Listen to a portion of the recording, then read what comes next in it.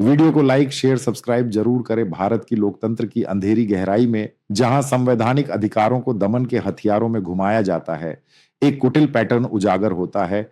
ईसाइयों पर सैकड़ों फर्जी मुकदमे थोप दिए जाते हैं अपने घरों में प्रार्थना करने के अपराध के लिए। उत्तर प्रदेश को लीजिए, इस मजाक का केंद्र।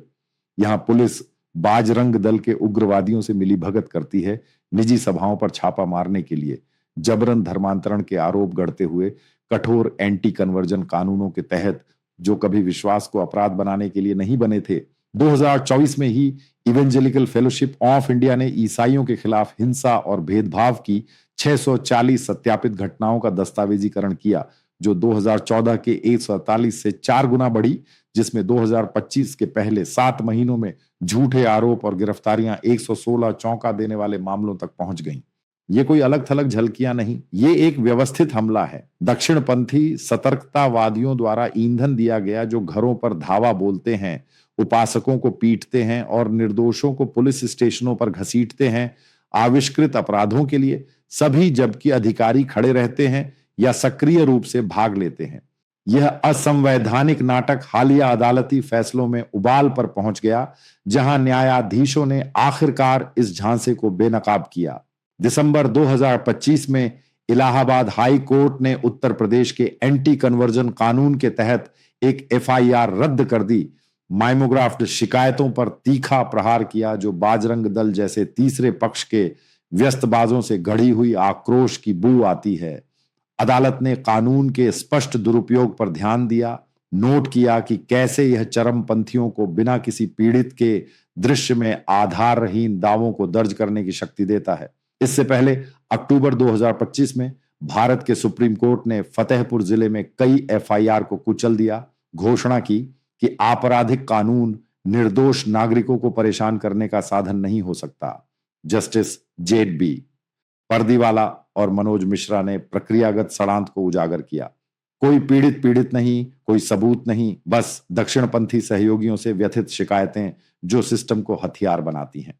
और जून 2025 में इलाहाबाद की एक अन्य बेंच ने स्पष्ट रूप से फैसला सुनाया, धार्मिक प्रार्थनाएं आयोजित करना किसी कानून का उल्लंघन नहीं है। भारतीयों के संवैधानिक अधिकार की पुष्टि करते हुए घर में इकट्ठा होकर पूजा करने का बिना अनुमति के ये फैसले पुलिस और उग्रवादियों द्वारा फैलाई गई मिथक को चीरते हैं कि छोटे समूह की प्रार्थनाएं जबरन धर्मांतरण के बराबर हैं। भारतीय संविधान के अनुच्छेद 25 के तहत धर्म की स्वतंत्रता पवित्र है, निजी भक्ति के लिए कोई परमिट की जरूरत नहीं। फिर भी बाजरंग दल के गुंडे मिली भगत वाली पुलिस द्वारा समर्थित इसे खुला मौसम मानते हैं। उदाहरणों का ढेर एक घड़ी हुई मुकदमेबाजी की तरह जमा होता है। छत्तीसगढ़ के रायपुर में बाजरंग दल के उग्रवादियों ने जुलाई 2025 में एक चर्च को घेर लिया, सेवाओं को बाधित किया और पादरियों पर हमला किया, सिर्फ पुलिस द्वारा पीड़ितों को गढ़े हुए रूपांतरण आरोपों पर गिरफ्तार करने के लिए, कस्टोडियल हिंसा के वीडियो सबूत के बावजूद जो दंडित नहीं हुए। मध्य प्रदेश में फरवरी 2023 में एक ईसाई चर्च को फ्रिंज एलिमेंट्स द्वारा जला दिया गया, पुलिस द्वारा आग लगाने वालों पर हल्के आरोप लगाते हुए, जबकि ईसाई विरोधी नफरत के व्यापक पैटर्न को अनदेखा किया। देश भर में यूनाइटेड क्रिश्चियन फोरम यूसीएफ ने 2023 में 731 हमलों की गिनती की, जो 2024 में 840 रिपोर्टेड, 640 सत्यापित तक बढ़ी, अक्सर बाजरंग दल द्वारा लालच के झूठे अलार्म के साथ प्रार्थनाओं को बाधित करते हुए। उत्तर प्रदेश में ही सितंबर 2021 से अगस्त 2023 तक कम से कम 33 एफआईआर दूसरों से निकली। दक्षिणपंथी बाहरी लोगों का कोड, जिनका कोई लोकस स्टैंडी नहीं। पुलिस जांच के बजाय विश्वासियों पर आरोप दर्ज करती है, पीड़ितों को आरोपी बना देती है, यहां की नुआंसी पाखंड को उजागर करती हैं। एंटी कन्वर्जन कानूनों में पीड़ित या रिश्तेदार की शिकायत जरूरी है, फिर भी बाजरंग दल सामूहिक रूप से फाइल करता है, पुलिस द्वारा रबर स्टैंप। एज केस प्रचुर हैं, जैसे उत्तराखंड में, जहां ऐसे कानून के तहत पहला ईसाई 4 साल बाद बरी हुआ, जो निर्दोषों को कानूनी नरक से गुजारने की हाईलाइट करता है। परिणाम भारत की धर्मनिरपेक्ष संरचना के लिए घातक हैं। ये फर्जी मुकदमे सिर्फ उत्पीड़न नहीं, वे अल्पसंख्यक अधिकारों का योजनाबद्ध क्षरण हैं। भाजपा शासित राज्यों में सांप्रदायिक आग भड़काते, जहां 2021 से एंटी कन्वर्जन कानून फूल गए हैं। पुलिस की भागीदारी आतंक को बढ़ाती है।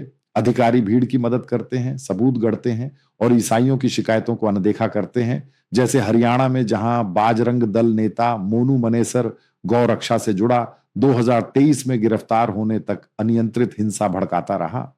व्यापक विचार एक दुष्चक्र उजागर करते हैं।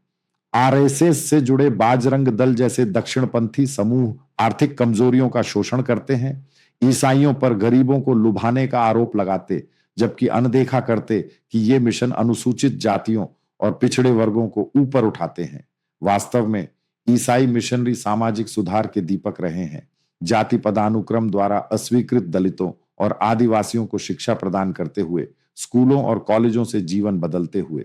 यहां असली आक्रोश है। जबकि दक्षिणपंथी उग्रवादी जबरन धर्मांतरण चिल्लाते हैं, उनकी हिंसा ही जबरदस्ती है।